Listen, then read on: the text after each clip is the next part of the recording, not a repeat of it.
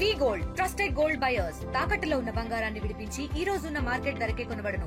మరిన్ని వివరాలకు సంప్రదించండి 7710 77720. తెలంగాణలోకి మావోయిస్టుల ఎంట్రీ సాధ్యమేనా?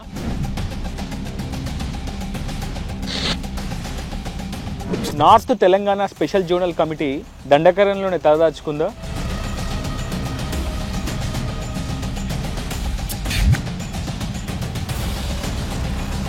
తెలంగాణలో యాంటీ నక్సల్స్ ఆపరేషన్ పై సీఎం రేవంత్ రెడ్డి స్టాండ్ ఏంటి?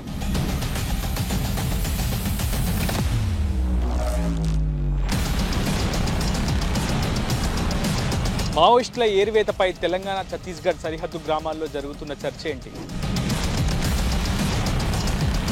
రిమోట్ ఏరియాల్లో భద్రతా బలగాలు చేస్తుందేంటి?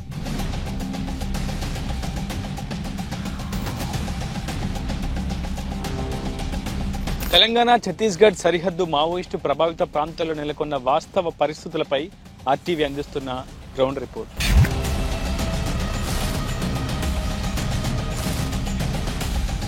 మావోయిస్టు ప్రభావిత ప్రాంతాల్లో ఒక హైటెన్షన్ వాతావరణం కొనసాగుతోంది. ఛత్తీస్గఢ్, ఒరిస్సా, నౌపాడ, గరియాబంద్ జిల్లాల సరిహద్దు ప్రాంతంలో సెంట్రల్ కమిటీ మెంబర్లు హతమవడంతో ఆ పార్టీ మరింత ఆలోచనాత్మకమైనటువంటి దాడులకు ప్రణాళికలు సిద్ధం చేసుకుంటుంది. మావోయిస్టు పార్టీ PLA దళాలు అదును చూసి భద్రతా బలగాలపై వేటు వేసేందుకు కూడా ప్రత్యేకమైనటువంటి ప్రణాళికలు సిద్ధం చేసుకుంటున్నాయి. ఈ నేపథ్యంలో దండకార్య సరిహద్దులో ఉన్నటువంటి ఛత్తీస్గఢ్ నుంచి తెలంగాణ, అదేవిధంగా AOB, ఛత్తీస్గఢ్, ఒరిస్సా సరిహద్దు ప్రాంతాల్లో సెక్యూరిటీ ఫోర్సెస్ మరింత అప్రమత్తమయ్యాయి. నూతన శిబిరాలను ఏర్పాటు చేసుకుంటూ ముందస్తు ప్రణాళికలతో అటు మావోయిస్టు పార్టీ PLA దళాలపై ప్రతిదాడులు చేసేందుకు కూడా సంసిద్ధంగా ఉంటున్నాయి. ప్రస్తుతం మనం తెలంగాణ ఛత్తీస్గఢ్ సరిహద్దు ప్రాంతంలోని చెన్నాపురం మావోయిస్టు ప్రభావిత గ్రామానికి అత్యంత చేరువలోనే ఉన్నాం. ఇక్కడ చెన్నాపురం గ్రామ సమీపంలోనే ఒక CRPF క్యాంప్ను కూడా సరిగ్గా 2 ఏళ్ల క్రితం ఎస్టాబ్లిష్ చేసింది కేంద్ర హోంశాఖ. ప్రభావిత ప్రాంతాల్లో అత్యవసరమైనటువంటి పరిస్థితులను ధీటుగా ఎదుర్కొనేందుకు, అటు మావోయిస్టు ప్రభావిత ప్రాంతాల నుంచి విముక్తి చేసేందుకు, ఆ ప్రజలకు అత్యవసరమైనటువంటి సమయాల్లో కూడా సేవా కార్యక్రమాలు అందించేందుకు ఈ సైనిక శిబిరాన్ని అయితే ఏర్పాటు చేశారు. ప్రస్తుతం చెన్నాపురం గ్రామంలో మొత్తం 80 కుటుంబాలు నివాసం ఉంటున్నాయి.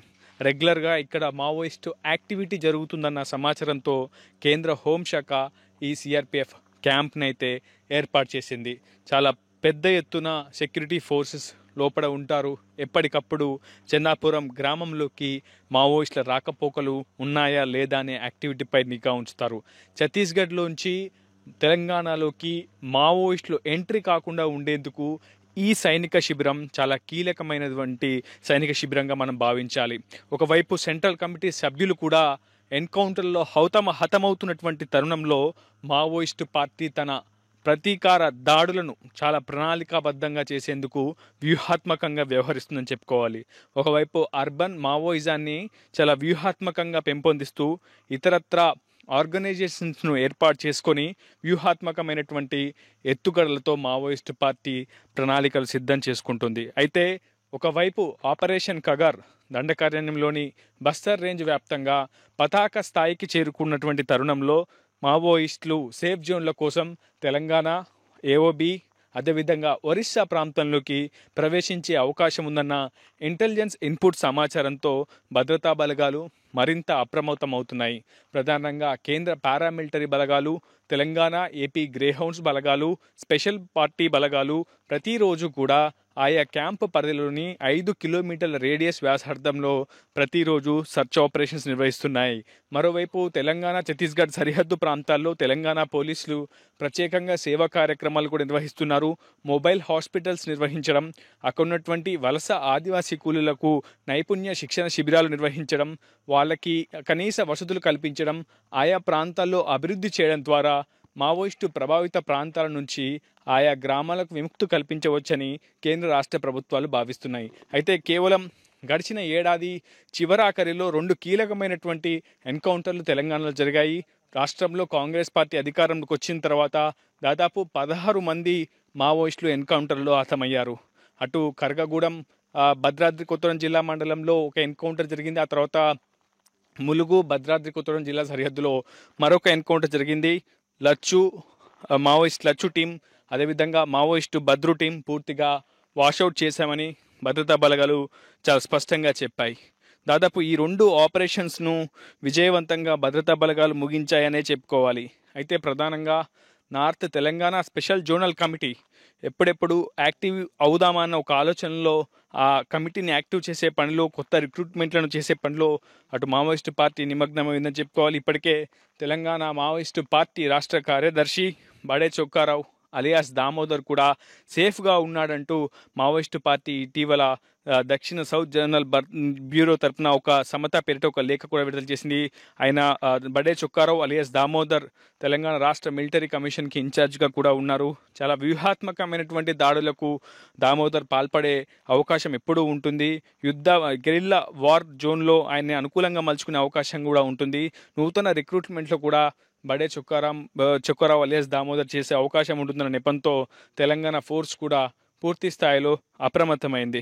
ఎక్కడ ఎటువంటి అలజడి కలిగినా వెంటనే ఇంటెలిజెన్స్ ఇన్పుట్ ద్వారా భద్రతా బలగాలు సమాచారం తీసుకొని దూకుడుగా సర్చింగ్ ఆపరేషన్స్, కూంబింగ్ ఆపరేషన్స్ అయితే కొనసాగిస్తున్నాయి. ప్రస్తుతం తెలంగాణకు గేట్వే అంటే మావోయిస్టు యాక్షన్ టీంలకు గేట్వేగా ఉన్నటువంటి తెలంగాణ రాష్ట్రంలోని భద్రాద్రి కొత్తగూడెం జిల్లా చర్ల సరిహద్దు ప్రాంతంలో పెద్ద ఎత్తున సైనిక శిబిరాలు అయితే ఏర్పాటు చేశాయి. ఇక్కడ ఇటీవల జరిగినటువంటి 2 ఆపరేషన్స్లో భద్రతా బలగాలు విజయం అయితే సాధించాయి. కానీ అటు మావోయిస్టులు పెద్ద ఎత్తున ఛత్తీస్గఢ్ ఇతర దండకారణ్యం ప్రాంతాల నుంచి తెలంగాణలోకి ప్రవేశించే అవకాశం ఉందన్న నేపథ్యంలో మరింత సర్చింగ్ ఆపరేషన్ కూడా ముమ్మరం చేస్తున్నాయి. ప్రస్తుతం మీకు చూపించే ప్రయత్నం చేస్తున్నాను. ఈ సైనిక శిబిరం చాలా పకడ్బందీగా ఏర్పాటు చేశారు. చెట్లకి కూడా సీసీ కెమెరాలు ఏర్పాటు చేశారు. అటు సుక్మా జిల్లా నుంచి తెలంగాణలోకి ఎంట్రీ అయ్యేందుకు మావోయిస్టులకు ఇది చాలా కీలకమైనటువంటి మార్గంగా ఉంటుంది. సో ఈ మార్గంలో ద్వారా సుక్మా నుంచి మావోయిస్టులు తెలంగాణలోకి ఎంట్రీ అవ్వాలంటే ఖచ్చితంగా చెన్నాపురం సిఆర్పిఎఫ్ శిబిరాన్ని దాటుకుని రావాల్సి ఉంటుంది. సో చాలా జాగ్రత్తగా ముందస్తు వ్యూహాలతోటి ఇక్కడ ఒక క్యాంప్ను అయితే కేంద్ర హోంశాఖ కావచ్చు, తెలంగాణ రాష్ట్ర ప్రభుత్వ సహకారంతో ఏర్పాటు చేశారని చెప్పుకోవాలి. ఇకపోతే తెలంగాణ మావోయిస్టు పార్టీకి సంబంధించినటువంటి కమిటీ మొత్తం గతంలో 168తో ఉండేది. కానీ ప్రస్తుతం జరిగినటువంటి అనేక ఎన్కౌంటర్లు, లొంగుబాట్లు, సరెండర్ల దాంతో పూర్తి స్థాయిలో 50కి ప్రస్తుతం ఆ కమిటీ సభ్యుల సంఖ్య పడిపోయిందని చెప్పి మనకి విశ్వసనీయ వర్గాల నుంచి అయితే సమాచారం అందుతోంది. మొత్తం తెలంగాణ మావోయిస్టు పార్టీ స్టేట్ కమిటీలో ఆదిలాబాద్కు సంబంధించి అడెల్లి భాస్కర్ పూర్తి స్థాయిలో గతంలోనే భద్రతా బలగాలు వాషౌట్ చేయగలిగాయి. ఆ తర్వాత ప్రస్తుతం యాక్టివ్గా ఉన్నటువంటి 2 టీమ్స్ యాక్టివ్గా ఉన్నట్టు మనకు పోలీసుల నుంచి విశ్వసనీయ వర్గాల సమాచారం అవుతుంది. ఒకటి జయశంకర్ భూపాలపల్లి, ఏటూరు నాగారం మంతని ఏరియా ఇన్ఛార్జ్ వెంకటేష్, అదేవిధంగా మరోవైపు అల్లూరు సీతారామరాజు భద్రాద్రి కొత్తగూడెం జిల్లా ఇన్ఛార్జ్ కొయ్యాడ సాంబయ్య అలియాస్ ఆజాద్. ప్రస్తుతం ఈ 2 కమిటీలు చాలా చురుగ్గా యాక్టివ్గా ఉన్నట్లు మావోయిస్టు పార్టీ సంబంధించినటువంటి యాక్టివిటీ కొనసాగిస్తున్నట్లు తెలంగాణ సెక్యూరిటీ ఫోర్స్ అయితే గుర్తించింది. అడెల్లి భాస్కర్ ఆదిలాబాద్ ఏరియా ఇన్ఛార్జ్ ఉన్నారు. అతన్ని పూర్తిగా గతంలోనే టీంని ఆదిలాబాద్కి సంబంధించినటువంటి మావోయిస్ట్ పార్టీ యాక్షన్ టీంని అయితే సెక్యూరిటీ ఫోర్సెస్ అయితే వాషౌట్ చేశాయి.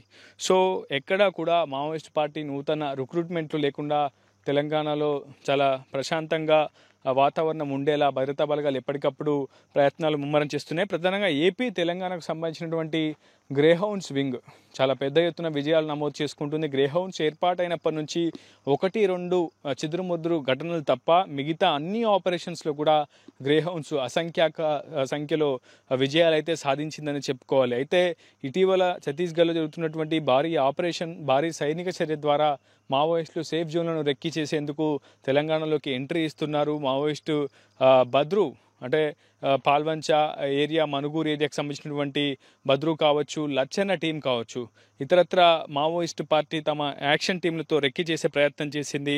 తెలంగాణలో సేఫ్ జోన్లను వెతికే ప్రయత్నం చేసింది. సో ఆ నేపథ్యంలోనే ఇంటెలిజెన్స్ ఇన్పుట్ ఆధారంగా గత ఏడాది చివరిలో అటు భద్రతా బలగాలు జరిపినటువంటి ఆపరేషన్స్లో విజయాలు అయితే నమోదు చేసుకున్నాయి. సుమారు 16 మంది మావోయిస్టులను కూడా భద్రతా బలగాలు ఏరివేశాయి. ఇకపోతే చర్లకు సంబంధించి చర్ల ఏరియా కమిటీ ఏసీగా అరుణ కరుణ ఉన్నట్లు మనకు సమాచారం అవుతుంది. మనుగూరుకు సంబంధించి మంగ్తు ప్రస్తుతం చర్ల శబరి ఏరియా కమిటీగా మధు ఇన్ఛార్జ్గా కొనసాగుతున్నట్లయితే మనకు స్పష్టమైనటువంటి సమాచారం అయితే అందుతోంది. మొత్తంగా ఏదేమైనా CC central committee member, Maoist పార్టీలో ఉన్నటువంటి సెంట్రల్ కమిటీ మెంబర్లలో చంద్రన్న అనే ఒక కీలక నేత, ఆయన కరీంనగర్ జిల్లా మంతని సంబంధించినటువంటి వ్యక్తిగా తెలుస్తుంది. అతని ఆధీనంలోనే ప్రస్తుతం తెలంగాణ మావోయిస్టు పార్టీ రాష్ట్ర కార్యదర్శి బడే చొక్కారావు అలియాస్ దామోదర్ నేతృత్వంలో తెలంగాణ రాష్ట్ర మావోయిస్టు పార్టీ తమ కార్యకలాపాలను అయితే కొనసాగిస్తుంది. ఏదేమైనా ప్రస్తుతం నేనున్నటువంటి తెలంగాణ ఛత్తీస్గఢ్ సరిహద్దు ప్రాంతం నుంచి పూర్తిగా ఇక్కడ నుంచి 130 కిలోమీటర్ల వరకు పూర్తి స్థాయిలో మావోయిస్టులు ఛత్తీస్గఢ్ నుంచి తెలంగాణలోకి ఎంట్రీ ఇచ్చేందుకు అవకాశం ఉంటుంది.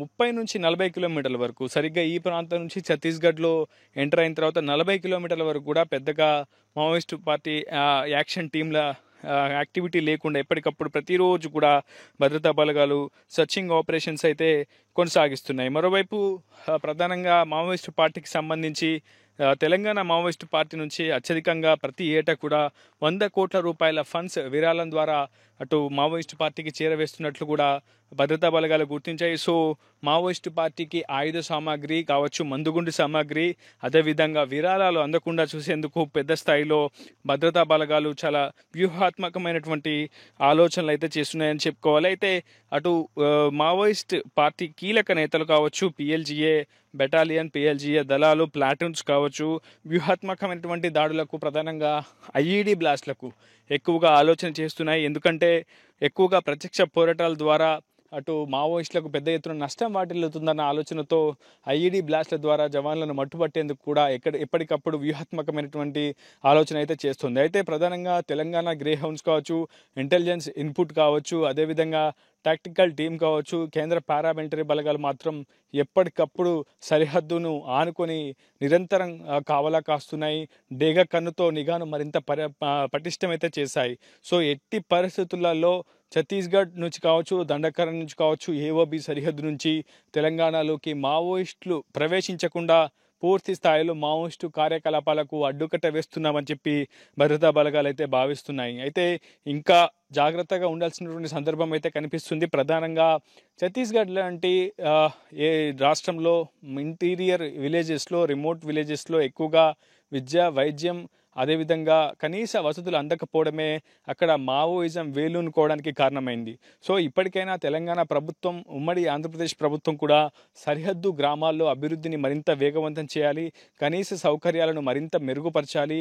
అక్కడి ఆదివాసీ సమాజానికి అండగా నిలవడం ద్వారా, అభివృద్ధి చేయడం ద్వారా, ఒక బహుముఖ విధానాన్ని అమలుపరచడం ద్వారా మాత్రమే తెలంగాణ ఏపీ బార్డర్ సరిహద్దు ప్రాంతాల్లో మావోయిస్టులు ప్రవేశించకుండా, మావోయిస్టులను ఇక్కడ ఉన్నటువంటి స్థానిక ప్రజానికం ఆదరించకుండా ఉండేందుకు వీలుంటుంది. సో ప్రభుత్వాలు ఇటువంటి చేయాల్సినటువంటి అవసరం అవుతుంది. ఇప్పటికే గత 10 ఏళ్లతో పోలిస్తే ప్రస్తుతం మావోయిస్టు ప్రభావిత ప్రాంతాల్లో చాలా పెద్ద ఎత్తున అభివృద్ధి అయితే జరిగింది. ఇంకా జరగాల్సిందైతే ఇంకాస్త ఉంది. సో ప్రభుత్వం కూడా ఆ దిశగా ఆలోచన చేస్తుంది. ఇప్పటికే కేంద్ర హోంశాఖ మంత్రి అమిత్ షా కూడా మావోయిస్టు ప్రభావిత ప్రాంతాల్లో ప్రత్యేక బడ్జెట్ని కూడా రిలీజ్ చేస్తున్నారు, నిధులు కేటాయిస్తున్నారు.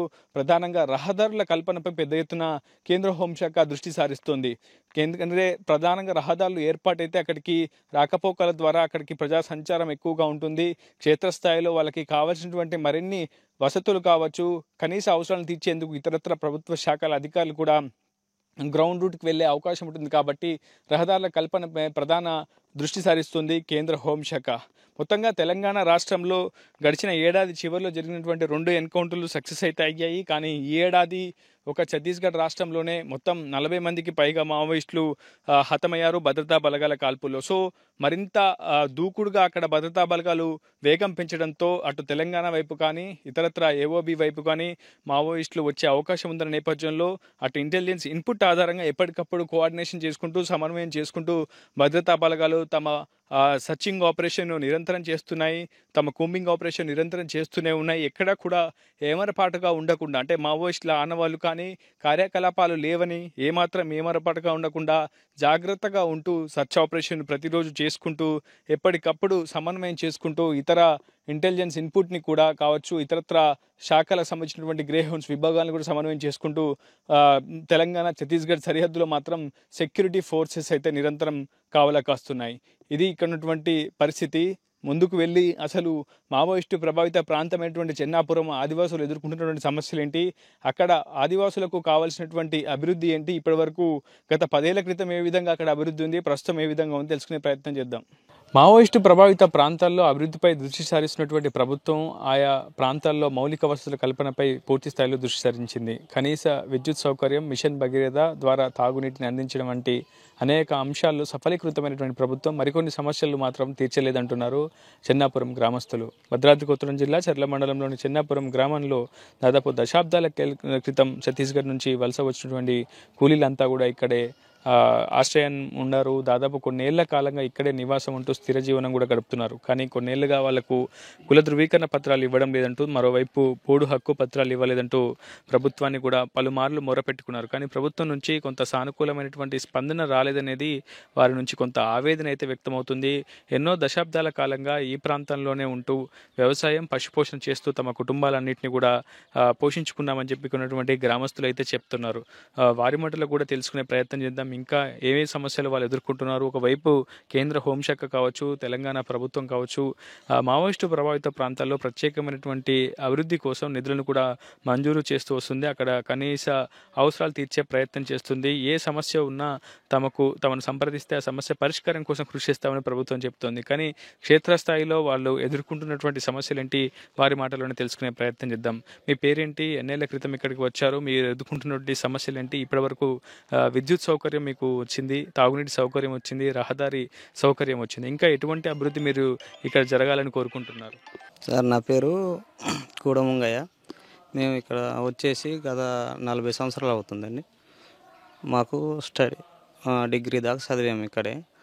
మాకు ప్రధానంగా ఏంటంటే ఇప్పుడు 2021 దాకా క్యాస్ట్ సర్టిఫికేట్ ఇచ్చారు. ప్రధానంగా ఇంత ముందు ఇచ్చారు, అంత చేతి రాత రాశారు. మీ సేవ వచ్చిన కాడ నుంచి మేము సర్టిఫికేట్లు కూడా తీసుకుంటూనే ఉన్నాము.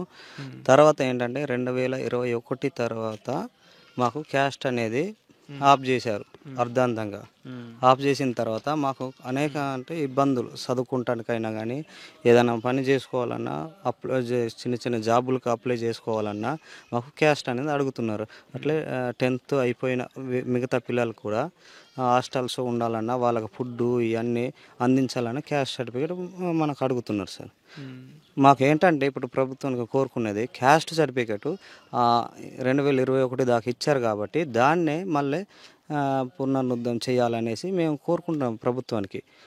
అట్లనే ఇప్పుడు పోడు సమస్యలు కూడా ఉన్నాయి. పోడు పట్టాలు ఇంతకుముందు సర్వే చేశారు, అన్నీ చేశారు. తర్వాత మాకు హోల్లో పెట్టారు సార్. అంటే మీరు 2009 ముందు కల్టివేషన్లో ఉంటే ప్రాబ్లం ఏం లేదని చెప్తున్నారు కదా. సో ఆ తర్వాత వచ్చిన వాళ్ళకే, వలస కూలీలకు కావచ్చు, ఆ వలస వచ్చినటువంటి మైగ్రెంట్స్కే తాము ఇవ్వలేదని ప్రభుత్వం చెప్తుంది. ఎలిజిబిలిటీ ఉందా, అర్హత ఉందా మీ అందరికీ? మాకు ఎలిజిబిలిటీ ఉంది సార్. మేము వచ్చిందే 1975, 80 ప్రాంతాల్లో వచ్చి ఉన్నాం కాబట్టి మాకు అన్ని విధాలుగా ఉమ్మడి ఆంధ్రప్రదేశ్లో ఉన్నా కూడా ఓటు హక్కు అనేది మేము వినియోగించుకుంటున్నాం. ఇక్కడ ప్రభుత్వాలు ఎన్ని మారినా కూడా ప్రతి ప్రభుత్వానికి మేము ఓటు అనేది వేస్తూనే ఉన్నాం సార్. అది సార్, మేము ఓటు అనేది మేము వినియోగిస్తూనే ఉన్నాము. కాకపోతే గ్రామంలో ఎవరైనా ప్రభుత్వ ఉద్యోగం వచ్చినటువంటి వ్యక్తులు ఎవరైనా ఉన్నారా? ప్రభుత్వ జాబ్ చేయడం, చిన్న జాబ్ అయినా పెద్ద జాబ్ అయినా ఎవరైనా ఉద్యోగస్తులు వాళ్ళంటి వ్యక్తులు ఎవరైనా ఉన్నారా? ఇప్పుడు ప్రస్తుతానికి లేరు సార్. అంటే ప్రభుత్వం నుంచి చేసుకున్న 10వ తరగతి పైన చదివిన వ్యక్తులు, యువత ఎంతమంది ఉంటారు ఇక్కడ? మినిమం మాకు చర్లలో ఇప్పుడు చెన్నాపురం వచ్చేసి 80 కుటుంబాలు ఉంటాయి సార్. అందులో కనీసం ఒక 20-30 మంది దాకా ఉంటారు. 10th కానీ ఇంటర్మీడియట్ కానీ చదువుకున్నారు. ఏంటంటే ఇప్పుడు మెయిన్ సర్టిఫికేట్ ఆపడం వలన వాళ్ళు కూడా వేరే పనులకు వెళ్ళిపోతున్నారు సార్. అంటే ఇదంతా కూడా తీవ్ర మావోయిస్టు ప్రభావిత ప్రాంతమని ప్రభుత్వం చెప్తూ ఉంటుంది. ఛత్తీస్గఢ్ నుంచి ఎక్కువగా తెలంగాణకు మావోయిస్టులు రాకపోకలు సాగిస్తూ ఉంటారని చెప్తుంటారు. చాలామందిని అరెస్ట్ చేశామని ప్రభుత్వం చూపిస్తూ ఉంటుంది. అవన్నీ నిజాలేనా? నిజంగా ప్రభుత్వం చెప్తుందంటే నిజాలేనా? ఎందుకంటే చాలామందిని గ్రామ కమిటీ సభ్యులను అరెస్ట్ చేశామని, మిలిషియా సభ్యులను అరెస్ట్ చేశామని చెప్తూ ఉంటారు కదా. క్షేత్రస్థాయిలో నిజంగా ఆ పరిస్థితి ఉందా? వాళ్ళు ఇటువైపు రావడం, ఇటు నుంచి అటు వెళ్ళడం అటువంటి కార్యక్రమాలు ఏమైనా జరుగుతుంటాయి అసలు? కొన్ని దశాబ్దాల కింద అయితే ఉండేవి సార్, కంపల్సరీ. ఇప్పుడు అడవిలో ఉంటున్నాం కాబట్టి అది కూడా కొంచెం ఉండేది. ఇప్పుడు అవన్నీ తగ్గిపోయాయి సార్. అటువంటిది ఏం లేదు. మీకు అటు పోలీసుల నుంచి బెదిరింపులు కానీ, ఇటు వీళ్ళ నుంచి బెదిరింపులు కానీ ఈ మధ్యలో ఇబ్బంది పడే వాతావరణం ఏముందో అంటే వాళ్ళిద్దరి మధ్య ఆ రెండు వర్గాల మధ్య ఘర్షణ అనేది ఎప్పుడు జరుగుతూ ఉంటుంది. సో మధ్యలో మీరు ఇక్కడ ఉన్నటువంటి గ్రామవాసులు వాళ్ళకి షెల్టర్ ఇవ్వకపోతే మిమ్మల్ని అరెస్ట్ చేయడం కానీ, పోలీసులు వాళ్ళకి ఎందుకు షెల్టర్ ఇస్తున్నామని కానీ, ఇలాంటి భయాందోళనమైన పరిస్థితులు ఏమైనా ఇక్కడ ఉన్నటువంటి గ్రామస్తులు ఎదుర్కొన్నారు? ఎవరైనా అదుపులోకి తీసుకున్నారా?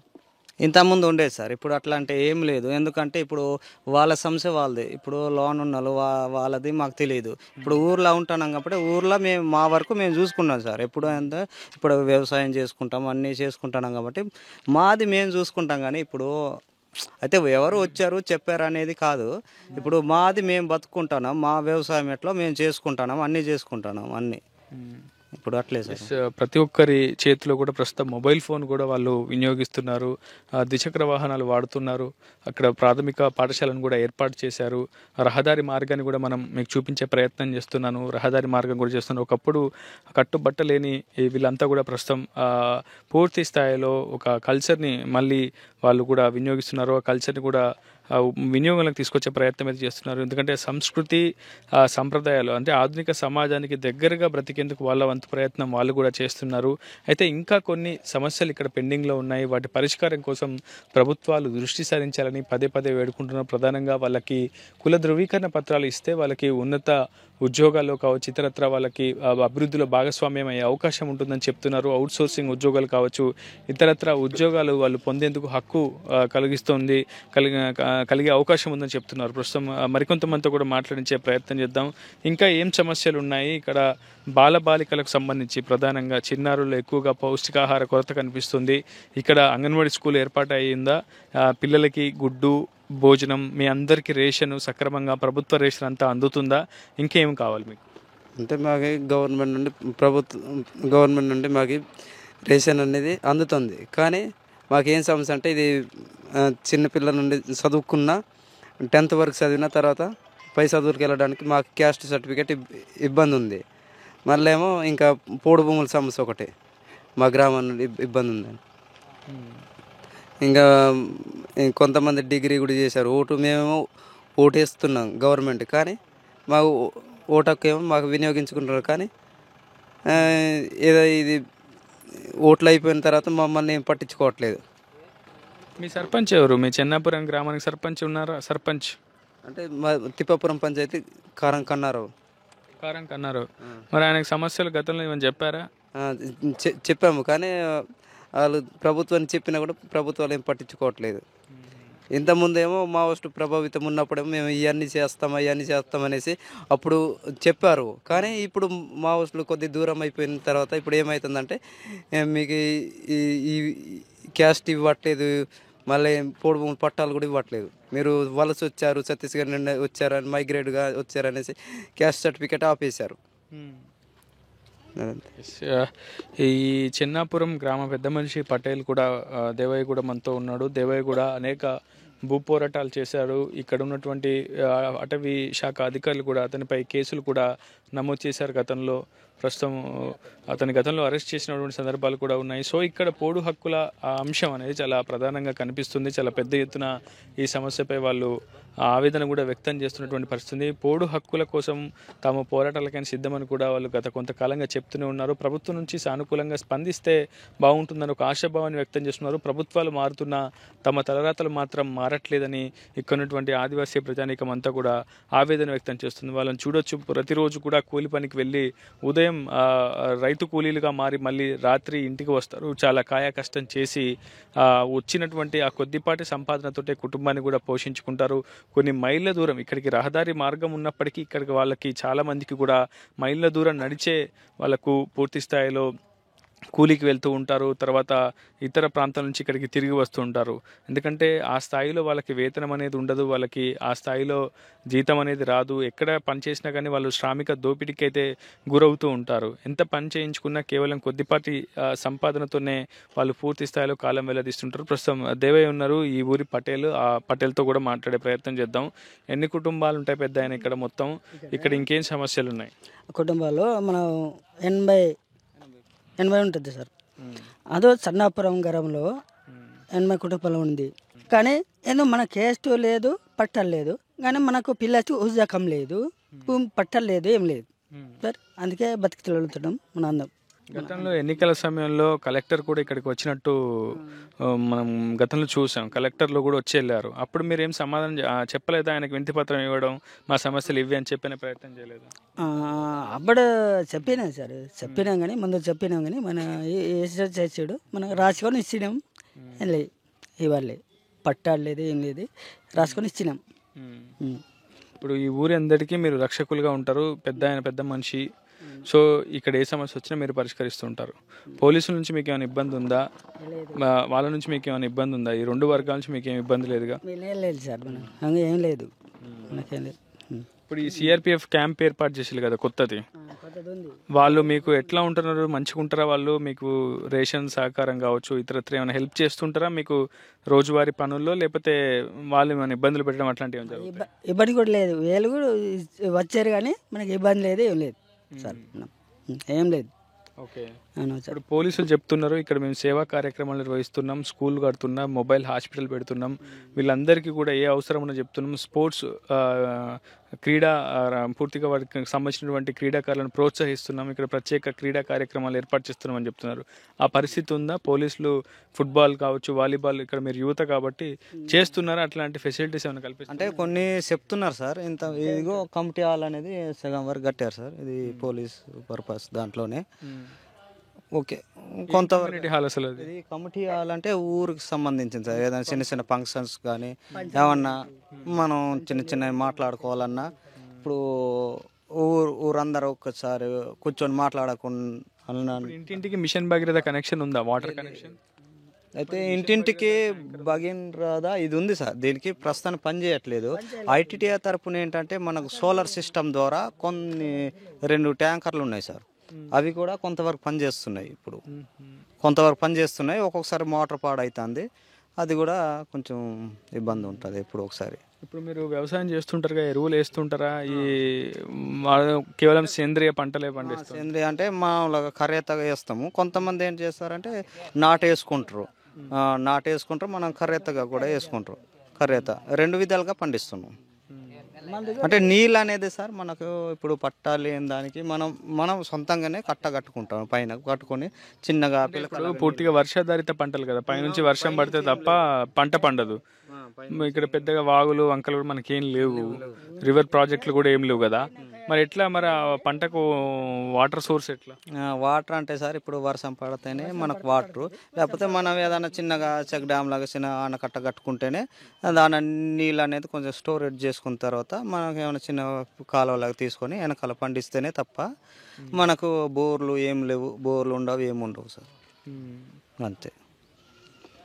అదే పరిస్థితి. కొన్నటువంటి క్షేత్రస్థాయి పరిస్థితులను మేము ముందు ఉంచే ప్రయత్నం అయితే చేస్తున్నాను. ప్రభుత్వాలు కూడా అటు ఇలాంటి ప్రభావిత ప్రాంతాల్లో పెద్ద ఎత్తున దృష్టి సారించాలి. విద్య, వైద్యం, ఉపాధి అంశంలో ఎక్కడ కూడా కాంప్రమైజ్ అవ్వకూడదనేది గతంలో ఉన్నటువంటి పరిస్థితులు మనకు చాలా స్పష్టంగా గుర్తు చేస్తున్నాయి. ఛత్తీస్గఢ్ లాంటి ప్రాంతాలన్నీ కూడా వెనుకబడడం కావచ్చు, అక్కడ ఉన్నటువంటి సామాజిక అసమానతలు కావచ్చు, అక్కడ వివక్షకు గురి కావడం కావచ్చు, అస్పృశ్యలు కావచ్చు, విద్యకు, వైద్యానికి, ఉపాధికి అక్కడ దూరంగా ఉండడం కావచ్చు, అక్కడ చాలామంది యువతను కూడా బిడమార్గంలో నడిపించే పరిస్థితి అక్కడ వచ్చింది. సో అటువంటి పరిస్థితులు ఇక్కడ ఉత్పన్నం కాకుండా ఉండాలంటే ఖచ్చితంగా ఇక్కడ అభివృద్ధి ద్వారానే ఇక్కడ ఉన్నటువంటి యువతని కావచ్చు, ఇక్కడ ఉన్నటువంటి జనాభాను అంతటి కూడా ఒక సక్రమమైనటువంటి మార్గంలో తీసుకొచ్చే అవకాశం ప్రభుత్వానికి ఉంటుంది. సో ప్రభుత్వాలు ఇలాంటి స్పష్టమైనటువంటి వామపక్ష తీవ్రవాదం ఉన్నటువంటి ప్రభావిత ప్రాంతాల్లో పెద్ద ఎత్తున నిధులు వెచ్చించి వారి సమస్యలను కూడా పరిష్కరించాలని చెప్పి ఇక్కడ ఉన్నటువంటి గ్రామ ప్రజానికం అంతా కూడా కోరుకుంటుంది. చిన్నారుల్లో పౌష్టికాహార లోపం లేకుండా చూసేందుకు కేంద్ర రాష్ట్ర ప్రభుత్వాలు ప్రవేశపెట్టిన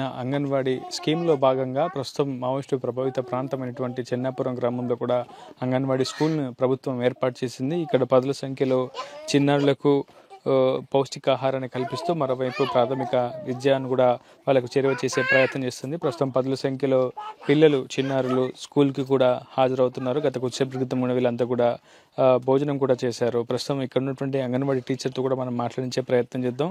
ఎట్లా ఉంది, క్షేత్రస్థాయిలో ఎంతమంది పిల్లలు ఇక్కడ విద్యాభ్యాసం చేస్తున్నారు, వీళ్ళకి ఎటువంటి పౌష్టికాహారాన్ని పెడుతున్నారో తెలుసుకుందాం. అమ్మ, ఇక్కడ ఎంతకాలంగా మీరు సర్వీస్ అందిస్తున్నారు? ఇంత మారుమూల గ్రామంలో, అది కూడా మావోయిస్టు ప్రభావిత ప్రాంతాల్లో ఎంతకాలంగా సర్వీస్ అందిస్తున్నారు? ఇక్కడ ఉన్నటువంటి సమస్యలు ఏంటి? చిన్నారులు ఎంతమంది మీ పాఠశాలలో విద్యాభ్యాసం చేస్తున్నారు? నేను 11 సంవత్సరాల నుండి అండి చేస్తున్నా. 78 మంది అండి 0 నుండి 5 వాళ్ళు. 40 మంది ప్రీ స్కూల్ పిల్లలండి. రోజు వస్తారమ్మా? మొత్తం పిల్లలందరూ వస్తారా? ఎగ్గొడుతూ ఉంటారా పిల్లలు? ఎట్లా వస్తారండి డైలీ. డైలీ వస్తారు. నేను కూడా డైలీ వస్తాను సార్. ఓకే. ఏమేమి పెడతారు రోజు పిల్లలకి? రోజు పప్పు గుడ్డు, తల్లులకి, గర్భిణీ స్త్రీలకు, బాలింతలకి పాలండి, వాళ్ళకి ఆకుకూరలు వేస్తామండి. ఇంకా గ్రామంలో చాలా మంది చిన్నారులు కొంత పౌష్టికాహార లోపంతో బాధపడుతున్నట్టు కనిపిస్తుంది. పొట్ట ఉబ్బడం కావచ్చు, కొంత ఇబ్బందికరమైనటువంటి పరిస్థితులు కనిపిస్తున్నాయి. వాళ్ళ ఆరోగ్యం విషయంలో ఇంకా ఎటువంటి ఇనిషియేటివ్ తీసుకోబోతున్నారు? జామ్యాం పిల్లలకి మేము అతిక రేషన్ పెడతామండి, బాలామృతం ప్లస్. ఇంకేమైనా పిల్లల్లో అనారోగ్య సమస్యలు ఏమైనా గుర్తించాలా? అందరూ ఆరోగ్యంగానే ఉన్నారా? ఈ గ్రామంలో ఉన్న పిల్లలంతా ఉన్నారండి. అందరూ ఆరోగ్యంగానే ఉన్నారు. ఒకవేళ అత్యవసరమైనటువంటి పరిస్థితుల్లో వైద్యం అందించాల్సి వస్తే ఈ గ్రామస్తులకు పిల్లలకు ఎక్కడ వైద్య సౌకర్యం కల్పిస్తుంటారు? సత్యనారాయణపురం నుండి భద్రాచలం తీసుకెళ్తారండి పిఎస్లో ఉంటాయి.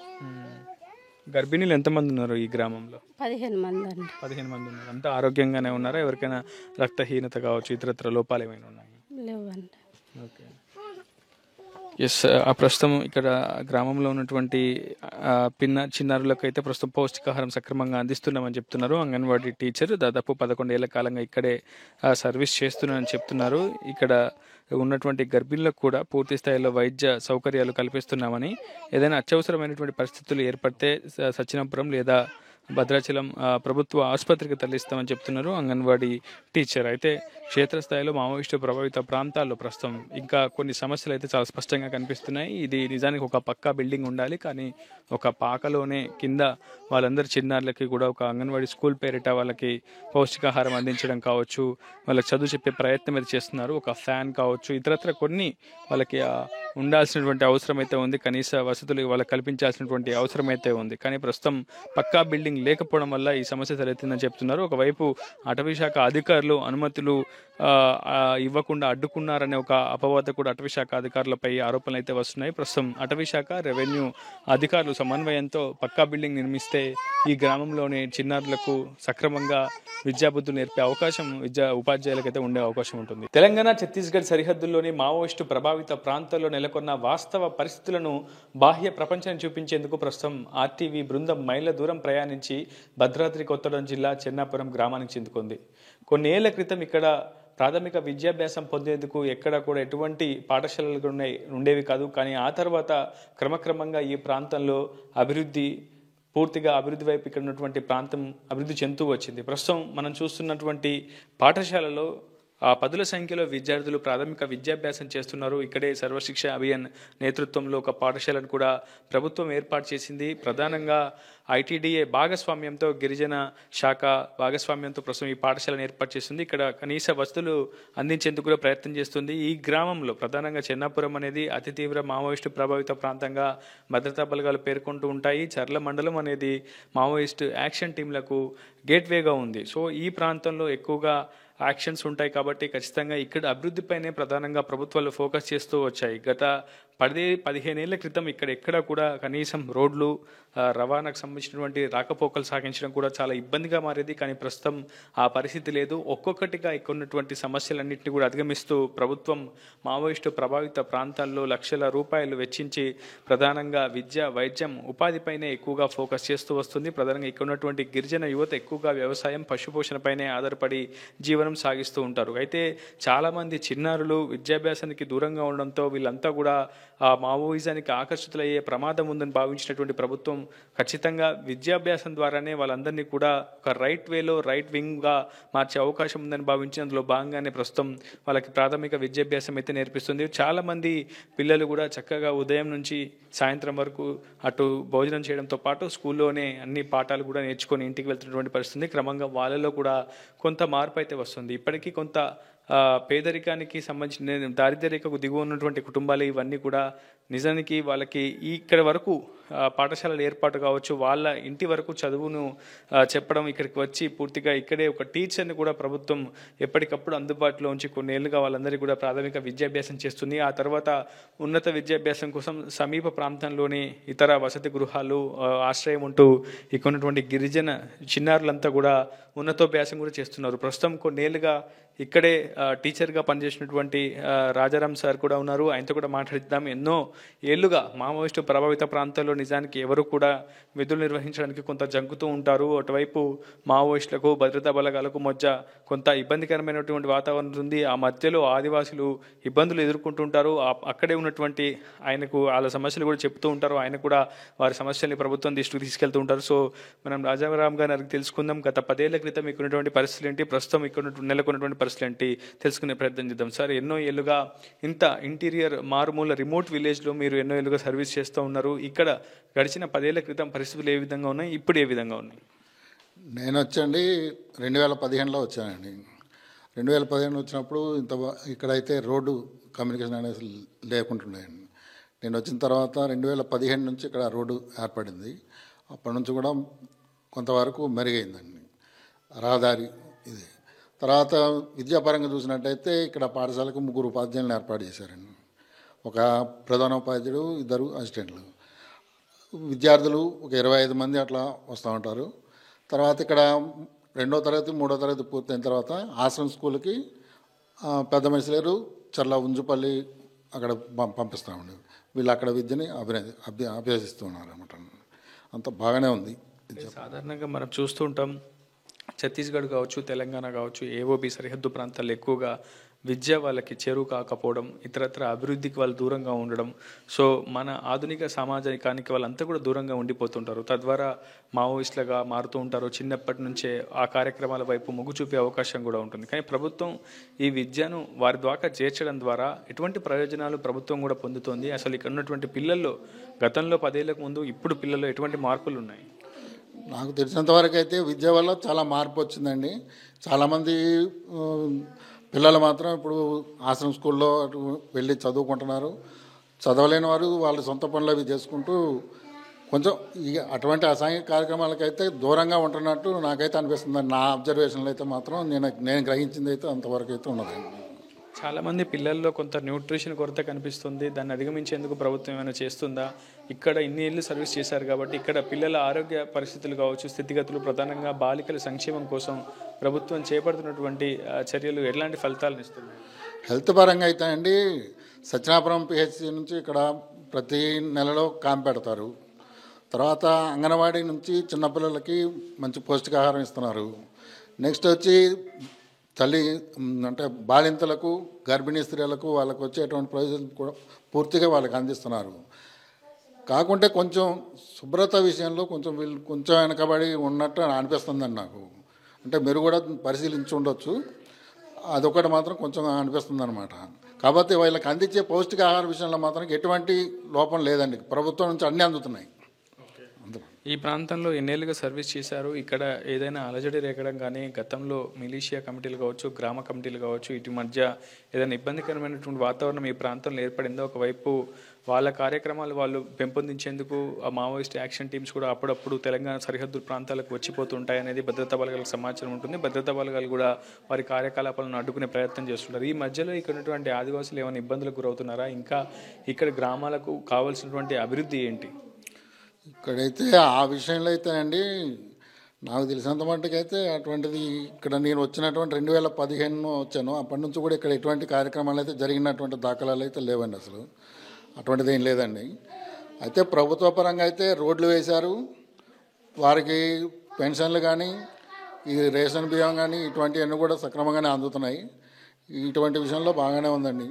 తర్వాత పోలీసు వారు కూడా ఇక్కడ క్యాంపు పెట్టారు. ఆ క్యాంపు నుంచి కూడా వాళ్ళకి ప్రజలకి కొంచెం మంచి కార్యక్రమాలు చేస్తున్నారు. కాబట్టి ఇక మరి ఈ కార్యక్రమాలు లోనక జరిగే కార్యక్రమాల విషయం అయితే మొత్తం నేను గ్రహించింది అయితే ఏం లేదండి నాకు తెలిసినటువంటిది. మొత్తంగా 10 ఏళ్లకు పైగా ఇక్కడే సర్వీస్ ఇస్తున్నటువంటి ఉపాధ్యాయుడు రాజారాం చెప్తున్నటువంటి ప్రకారం ఖచ్చితంగా ఈ ప్రాంతాల్లో మరికొంత అభివృద్ధి చెందాల్సినటువంటి అవసరం ఉంటుంది. మరోవైపు శుభ్రత కూడా గిరిజనులు పాటించాల్సినటువంటి అవసరం కనిపిస్తుందని చెప్పి ఆయన స్పష్టంగా ఆయన అనుభవం మేరకు చెప్తున్నటువంటి పరిస్థితి. ప్రస్తుతం ఇక్కడ ప్రాథమిక విద్యాభ్యాసం పూర్తి చేసుకున్నటువంటి విద్యార్థులకు, చిన్నారులకు ఉన్నతోభ్యాసం కోసం ఇక్కడ సమీప ప్రాంతంలోని పెదమిడిసిలేరు కావచ్చు, ఇతరత్ర ఆశ్రమ పాఠశాలలో చేర్పించి వాళ్ళకి ఉన్నత విద్యాభ్యాసం కల్పిస్తామని చెప్పి ఇక్కడ ఉన్నటువంటి ఉపాధ్యాయులు అయితే చెప్తున్నారు. ఏదేమైనా ఏదేమైనా గత 10 ఏళ్ల క్రితం పోలిస్తే 2014 ముందు 14 తర్వాత అన్న విధంగానే ప్రస్తుతం మావోయిస్టు ప్రభావిత ప్రాంతాల్లో గణనీయమైనటువంటి అభివృద్ధి సత్ఫలితాలను అయితే ప్రభుత్వం పొందిందని చెప్పుకోవాలి. తెలంగాణలో మావోయిస్టుల కార్యకలాపాలు నిరోధించేందుకు తెలంగాణ పోలీసులు అవిశ్రాంతంగా శ్రమిస్తున్నారు. ప్రధానంగా సరిహద్దు ప్రాంతాల్లో నిరంతర నిఘాను కూడా పర్యవేక్షణ చేశారు. ఒకవైపు ఆపరేషన్ కగార్ పేరిట ఛత్తీస్గఢ్లో జరుగుతున్నటువంటి సైనిక చర్య పతాక స్థాయికి చేరడంతో సరిహద్దుల వెంబడి మరింత నిఘాను పెంచామంటున్నారు తెలంగాణ పోలీసులు. ప్రస్తుతం మనకు అందుబాటులో ఉన్నారు భద్రాచలం ఏఎస్పీ ఐపీఎస్ విక్రాంత్ కుమార్ సింగ్. ప్రస్తుతం ఆయనతో మాట్లాడి పూర్తి విషయాలు తెలుసుకునే ప్రయత్నం చేద్దాం. Sir, fine sir, what strategies do you have in the Telangana border to end extremists, to eliminate extremists? Right now, after the Raghunath-Palli incident, where 6 Maoists got killed, it was a major encounter which took place after a big number of years. There, after like Telangana police, with the help of Greyhound, did a major encounter in Mulgu also. Thereafter, no big cadres or dalams are roaming in Telangana. These were the last 2 cadres or dalams which were eliminated. After that, as a counter measure, these dalams and these Maoists, what they did was they planted a large number of booby traps, large number of IDs in that area. Especially in my subdivision, Chella and Dumugodam was most affected. So regarding that, what we did is, because these people are now on the defensive, they might target big people, might target like local informers also. So what we are doing is we are taking all the measures. For example, Chella police is now conducting area domination with the help of 3 camps like Unjupalli, Chenapuram and Pusuguppa. With the help of these CRPF camps, special party and our police is conducting daily area domination exercises in this area. Other than that, we are recovering large number of IDs and booby traps and like diffusing them. On the other hand, we are also talking to all the villagers. Every day, CASO operation is being conducted where we visit any of the villages in this area, talk to the local people and try to make them understand what the government is doing for them. Like recently, there was a huge number of surrender in Chella area where our respected SP sir, OSD sir and me went to meet the surrendered people, gave them rice bags, tell them about the scheme which the Telangana government is giving, like jobs, and will provide their children with education, housing, everything, and will give them everything we need. Just we need the people who are lost to this Naxalism. We need them to come back to the mainstream. Police, government, administration, everyone will help them. Like any clothing, giving them jobs, housing, and everything. Other than that, I can tell you, like recently, Dumugadam Mandal, we are organizing a big volleyball tournament for the people affected in this area. This is around 40 teams will be participating. This tournament will begin in a week. And we will be distributing prizes. The main purpose of everything is, on one hand, we will be going for the countermeasures. Like we will be going for the offensive where we will be using force. And on the other hand, the people who are there, we will be using our soft forces like giving them food, clothes and volleyball games like this. What kind of surveillance maintained by the security forces on Telangana Chhattisgarh border? Surveillance is like every day Chella has we have, as a Bhadrachalam police, we have set up a 24 hours integrated check post.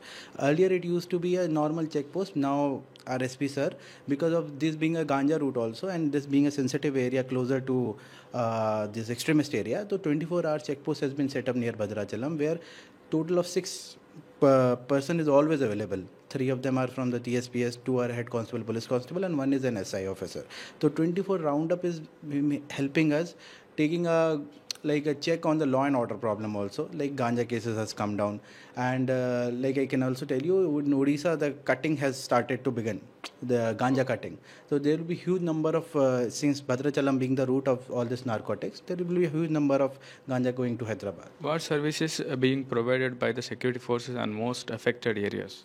In this affected area, like I told you, we are going to house to ask them what information they have regarding any movement, any new person has come. We are in direct contact with our SHOs, are doing really hard work, being in contact with the village elders.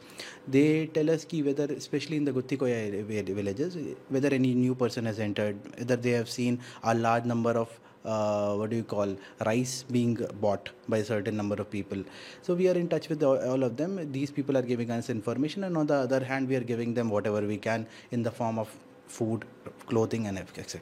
Is it possible to end Maoism by March 30, 2026 as Union Home Minister Amit Shah said? Is it possible? What's your opinions? Actually, as what I am seeing as per the current situation, the hard work done by the Telangana police, the hard work done by the CG police. So Naxalites are being eliminated as of now. The reduction is in the number of Naxalite. I am very sure people will soon realize there is a very small number of people who are now attached to this Naxalism will soon realize there is no end to this and will join sooner or later will join the mainstream. Talking about this deadline of March 2026, I'm very sure it will happen. Thank you sir, thank you so much. మొత్తంగా March 30, 2026 కల్లా ఖచ్చితంగా మావోయిస్టులను మావోయిజాన్ని అణచివేస్తామని, వామపక్ష తీవ్రవాద కార్యకలాపాలను పూర్తిగా ముగించి వేస్తామని చెప్పి ఐపీఎస్ విక్రాంత్ కుమార్ సింగ్ అయితే కొంత ధీమా అయితే వ్యక్తం చేస్తున్నారు. ఖచ్చితంగా ప్రస్తుతం జరుగుతున్నటువంటి ఆపరేషన్స్ కావచ్చు, ప్రజలతో అటు ప్రభుత్వం నడిపిస్తున్నటువంటి సంబంధాలు సఫలీకృతం అవుతున్నాయని చెప్తున్నారు. క్షేత్రస్థాయిలో పటిష్టమైనటువంటి నిఘాను కూడా ఎప్పటికప్పుడు మరింత పటిష్టం చేసుకుంటూ కూడా నిఘా బృందాలను కూడా అప్రమత్తంగా ఉంచమని, ప్రతిరోజు సర్చింగ్ ఆపరేషన్స్ అయితే కొనసాగిస్తున్నామని, తెలంగాణ ఛత్తీస్గఢ్ బార్డర్లో ఎటువంటి కార్యకలాపాలు లేకుండా ముందస్తుగానే అన్ని జాగ్రత్తలు చేపడుతున్నామని చెప్తున్నారు ఐపీఎస్ అధికారి విక్రాంత్ కుమార్ సింగ్. మరిన్ని వీడియోస్ కోసం ఛానల్ ని సబ్స్క్రైబ్ చేయండి. లేటెస్ట్ అప్డేట్స్ కోసం వాట్సాప్ ఛానల్ ని ఫాలో అవ్వండి. అండ్ లింక్ డిస్క్రిప్షన్ లో ఉంది.